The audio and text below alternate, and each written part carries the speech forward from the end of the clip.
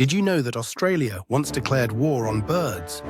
In 1932, Western Australian farmers faced a massive invasion of over 20,000 emus, destroying wheat crops. Desperate, they enlisted the military, who brought machine guns to the fields.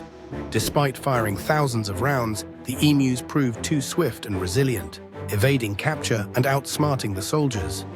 The so-called Emu War ended in defeat for the humans, with the birds largely unharmed and the crops still ruined. This bizarre event remains one of history's most unusual wildlife conflicts.